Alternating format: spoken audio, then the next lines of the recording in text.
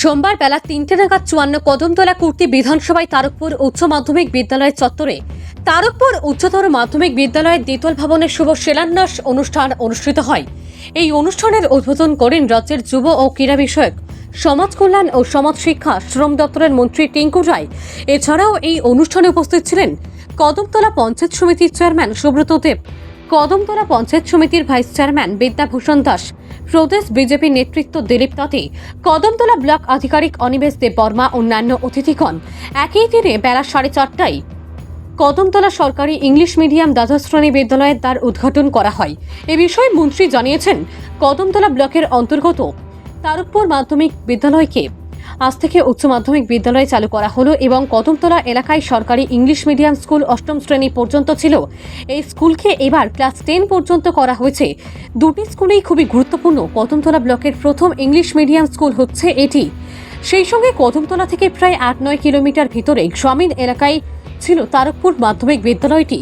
সেই বিদ্যালয়ের ছাত্রছাত্রীরা যারা 11-এ ওঠে তাদের কদমতলা স্কুল ছাড়া বাকি স্কুলে যাওয়ার সুযোগ ছিল না, কারণ ধর্মনগরে যেতে হলে তাদের অনেক টাকা খরচ করে সেখানে গিয়ে পড়াশোনা করতে হবে, যা তাদের পরিবারের পক্ষে সম্ভব ছিল না। তাই এলাকার অভিভাবক, ছাত্রছাত্রী সহ জনপ্রতিনিধি মিলে সকলে রাজ্যের মুখ্যমন্ত্রীর নিকট দাবি জানিয়েছিলেন তারকপুর মাধ্যমিক বিদ্যালয়কে উচ্চ মাধ্যমিকে উন্নত করার।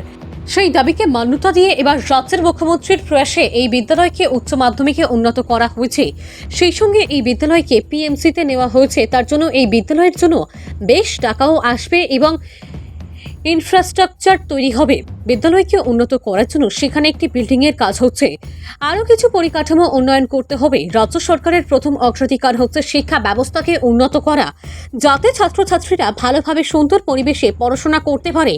রাজ্য সরকারের এই প্রচেষ্টায় আগামী দিন গ্রামীণ এলাকা থেকে ছাত্রছাত্রীরা লেখাপড়ায় এগিয়ে যাবে, এই আশা ব্যক্ত করেন মন্ত্রী টিঙ্কু রায়। ভানুচন্দ্রের রিপোর্ট, আসাম প্রাইম নেটওয়ার্ক। ব্লকের অন্তর্গত তারকপুর যে স্কুলটা আগে মাধ্যমিক পর্যন্ত ছিল, সেটাকে উচ্চ মাধ্যমিকে আজ থেকে সেটা শুরু হয়েছে। এবং কদমতলা এলাকায় আপনারা এই স্কুলটা জানেন ক্লাস 8 পর্যন্ত ছিল, আমরা যেখানে দাঁড়িয়ে আছি এটা এবার ক্লাস 10 পর্যন্ত হলো। এই দুটা স্কুলই খুব গুরুত্বপূর্ণ স্কুল। এটা যেমন কদমতলা ব্লকের কোনো প্রথম স্কুল ইংলিশ মিডিয়াম, আর ওই স্কুলটা যেমন গ্রামীণ এলাকাতে একদম প্রত্যন্ত গ্রামে তারকপুর আপনারা জানেন কদমতলার থেকে 7-8 কিলোমিটারের ভিতরে। সেখান থেকে ছাত্রছাত্রীরা যারা 11-এ ওঠে তারা কদমতলা স্কুল ছাড়া বাকি কোথায় তাদের যাওয়ার নেই। কদমতলা স্কুল না হলে ধর্মনগর যেতে হবে, কিন্তু সেখানে এত গরিব এলাকা, ওই গরিব এলাকার মানুষ সেখান থেকে প্রতিদিন 100-150 টাকা খরচা করে কদমতলায় এসে পড়াশোনা করাটা কঠিন ছিল।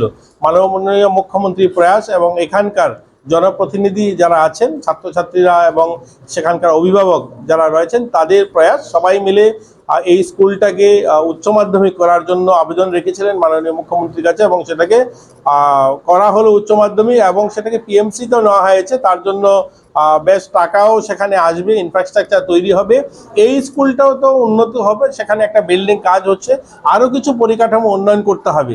আমাদের মাননীয় মুখ্যমন্ত্রীর প্রথম প্রায়োরিটি হচ্ছে শিক্ষা ব্যবস্থাকে উন্নয়ন করা, ছাত্রছাত্রীদের জীবনমান উন্নয়ন করা, তারা যেন ভালোভাবে একটা সুন্দর পরিবেশে পড়াশোনা করতে পারে।